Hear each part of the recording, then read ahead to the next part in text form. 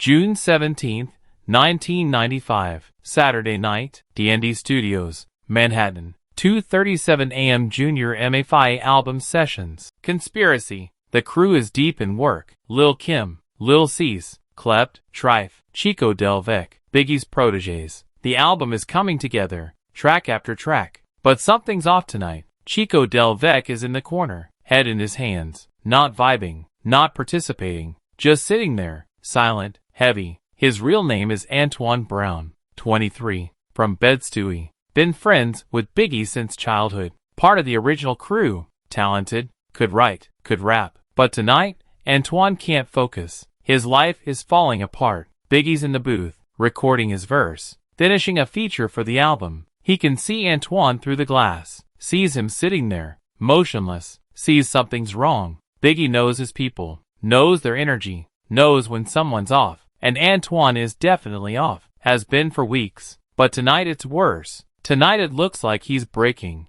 Biggie finishes his verse, comes out of the booth. Yo, that was fire, Big, Cease says. Run it back, let me hear it. In a minute. Chico, come here. Antoine looks up, sees Biggie gesturing, follows him out of the main studio, into a smaller room, production room. Equipment everywhere, but empty, private. Biggie closes the door, sits down. Antoine stands there, arms crossed, defensive, trying to hold it together. What's going on? Biggie asks, not aggressive, just direct. Nothing. I'm good. You're not good. You've been off for weeks. Tonight you look like you're about to break. Talk to me. Antoine hesitates. Pride wants him to stay quiet, to handle it himself, to not burden Biggie with his problems. Biggie's got enough on his plate. Album dropping, fame exploding, East Coast West Coast tension building. He doesn't need Antoine's personal drama, but the weight is too much. Antoine can't carry it alone anymore. My daughter. Antoine's voice cracks. Janelle, she's 3. Her mom, Keisha, she's leaving, moving to Atlanta, taking Janelle with her. And I can't stop her. Can't afford to fight it. Can't even afford child support. I'm behind 4 months. 4 months. And Keisha's tired. Tired of waiting. Tired of me promising I'll get money. Tired of struggling. Her family's in Atlanta. Got space. Got stability. Got what I can't give her. So she's leaving next month. And I'm gonna lose my daughter because I'm broke. Biggie listens. Doesn't interrupt. Doesn't offer empty platitudes. Just listens. How much you owe? Biggie asks. Child support? $2,400. 4 months at $600. But that's just what I'm behind. She wants me to show I can pay going forward. Wants me to have an apartment. Something stable. Somewhere Janelle can visit. Stay sometimes. But I can't afford that. I'm still in my mom's basement, 33 years old, sleeping in the same room I had in high school.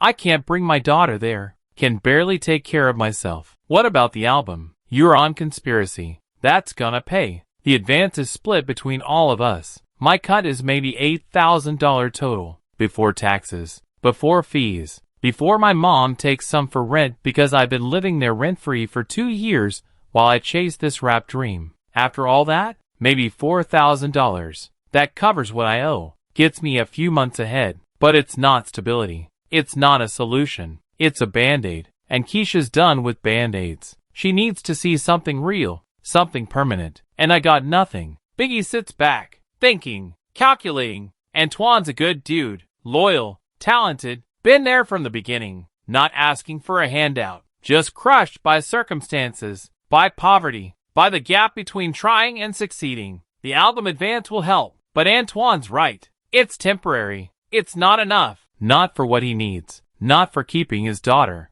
Antoine needs something bigger. Something permanent. Something that changes the game. How much you need to get an apartment? Biggie asks. First month? Last month? Security deposit? Maybe $3,000 for something decent. 2-bedroom. So Janelle has a room. Somewhere clean. Safe. In a good neighborhood. And child support is $600 a month? Yeah. $7,200 a year. Biggie does the math. $3,000 up front for the apartment. $7,200 a year for child support. Plus living expenses. Rent. Utilities. Food. Transportation. Antoine needs at least $25,000 a year. Minimum. And the album advance won't give him that. Not consistently. Not permanently. Biggie pulls out his phone. 2:47 a.m. calls his lawyer. Michael Johnson handles all his contracts, publishing, royalties, everything. Phone rings 4 times. Michael answers, groggy, half asleep. Big, it's almost 3 in the morning. What's wrong? Nothing's wrong.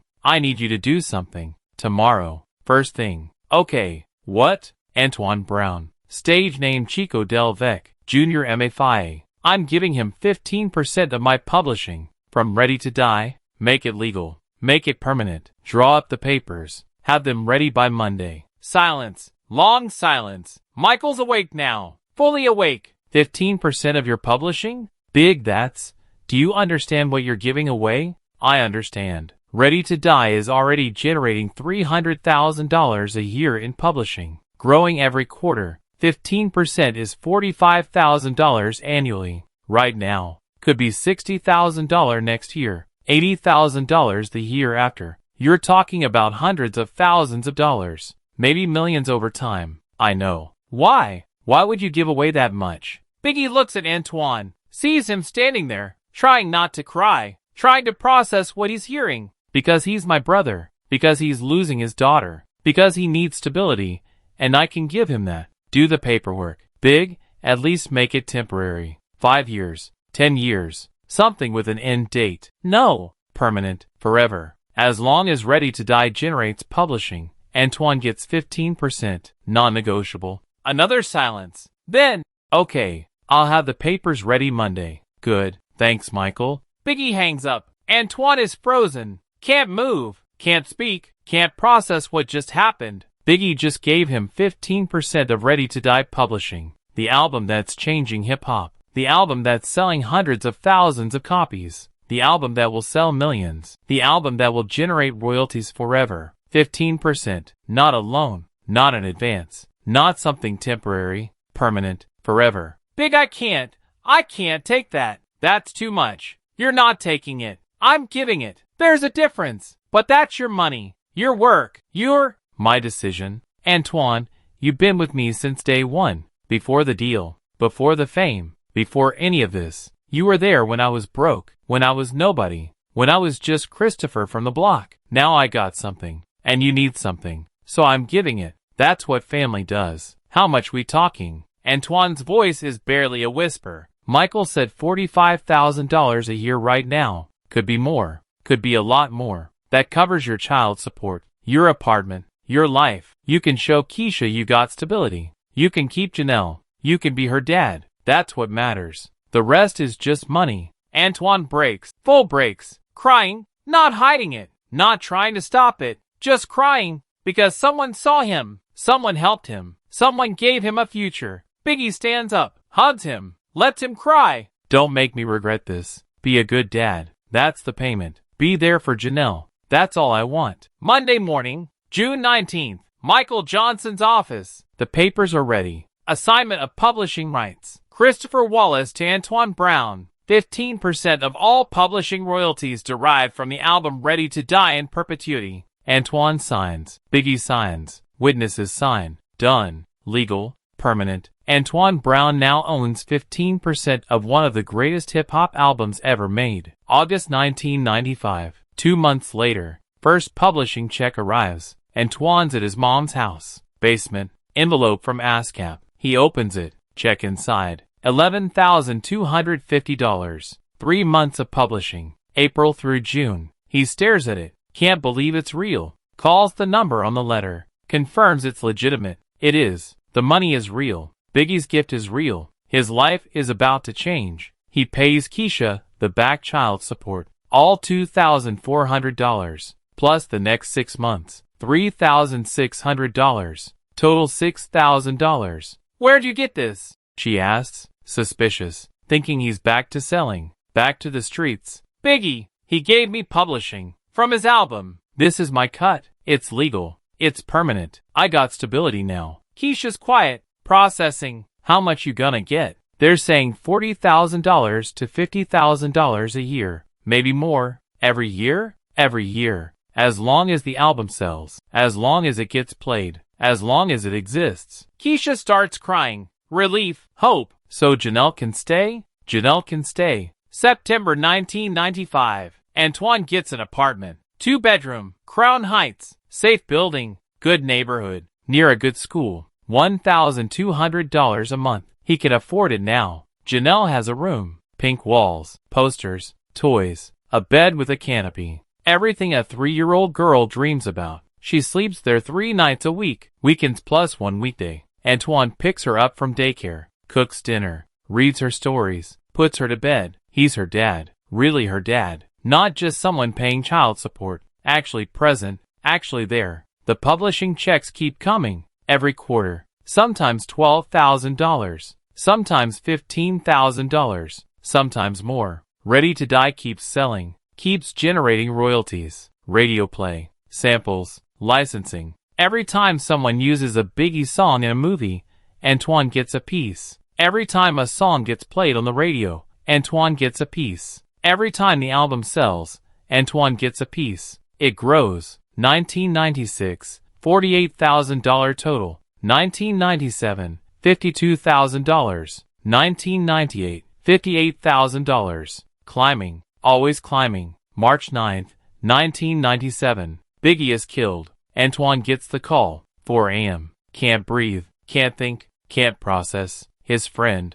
his brother, the man who saved his life, gone. He goes to the funeral, sees Valletta, sees Faith, sees the crew, everyone destroyed, everyone broken. At the repast, he pulls Valletta aside. Mrs. Wallace, I need to tell you something. Something Christopher did that you might not know. He tells her about the publishing, about losing Janelle, about Biggie's decision, about the lawyer call at 2:47 a.m., about the 15%, about his daughter staying, about his life changing. Valletta cries, "That's my Christopher, always taking care of his people, always giving, even when he shouldn't, even when it cost him. It didn't cost him, Mrs. Wallace. It saved me." The publishing continues. Even after Biggie's death, the estate honors the agreement. 15% to Antoine, forever. Ready to Die becomes a classic. Sales increase. Streaming arrives. More royalties. More checks. $2,000.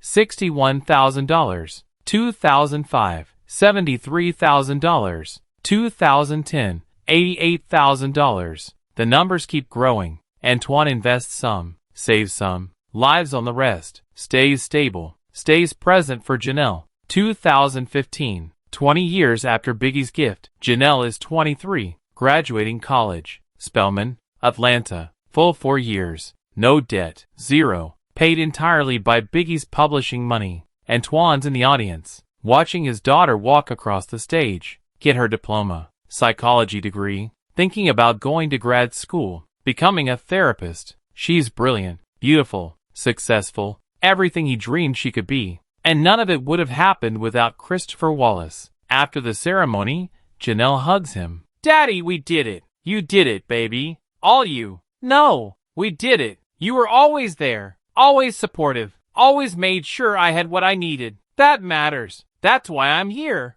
Antoine thinks about telling her, about Biggie, about the publishing, about the fact that every tuition payment, every dorm fee, every textbook, every meal plan, all of it came from 15% of Ready to Die. Decides not to. Not yet. She doesn't need to know. Doesn't need the burden of owing a dead man. She just needs to celebrate. September 2015. Antoine's being interviewed. Hip-hop documentary. About Junior M.A.F.I.A. About the legacy. About the crew. The interviewer asks about Biggie. What was he like? As a person. Not the legend. The actual person. Antoine pauses. Decides it's time. 20 years. The story should be told. June 1995. I was losing my daughter. Her mom was leaving, taking her to Atlanta. I was broke. Couldn't pay child support. Couldn't afford an apartment. Couldn't show stability. And Biggie saw me breaking. Pulled me aside at 2:30 in the morning in the studio.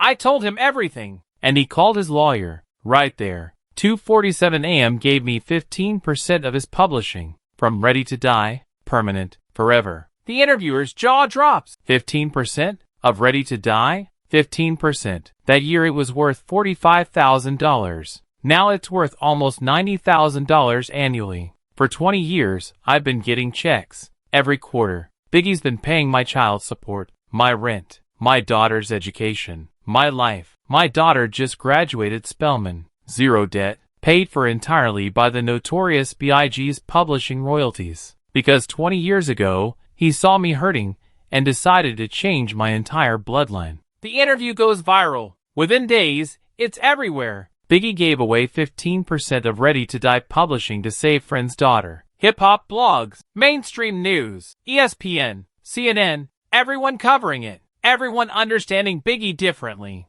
Not just as a rapper, as someone who gave away generational wealth to save a friend, who made a permanent decision based on a temporary problem, who changed a bloodline with a single phone call. Other junior M.A.F.I.A members react. Lil Cease. That's big. Always taking care of people. I didn't know about Antoine's publishing, but it doesn't surprise me. Lil Kim. Biggie saw people struggling, and he fixed it. Just fixed it. That's love. Financial analysts break it down. Over 20 years, Antoine received approximately $1.3 million.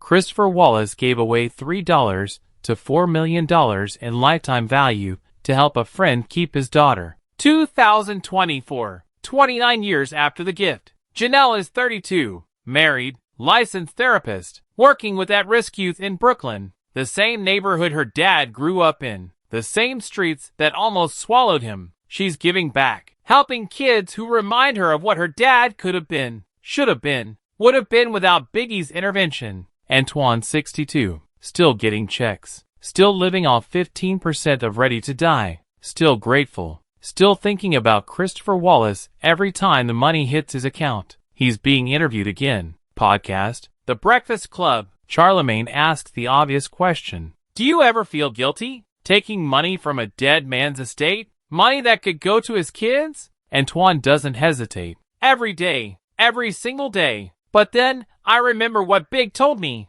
Be a good dad. That's the payment. So I try to honor that. I was there for Janelle. Every recital. Every parent-teacher conference. Every graduation. Every moment. I didn't miss. And now she's helping kids. Breaking cycles. Being the intervention. That's the payment. That's what Big bought with that 15%. Not just my stability. My daughter's purpose. And that's the story. June 17th, 1995. 2:37 a.m. A young father breaking down in a studio, telling his friend he's losing his daughter, and that friend calling a lawyer. At 2:47 a.m. giving away 15% of his publishing. Permanent. Forever. $45,000 that year. $90,000 now. $1.3 million over 20 years. Possibly $4 million lifetime. To save a friendship. To save a father. To save a daughter. To change a bloodline. Christopher Wallace didn't just give Antoine money. He gave him a future.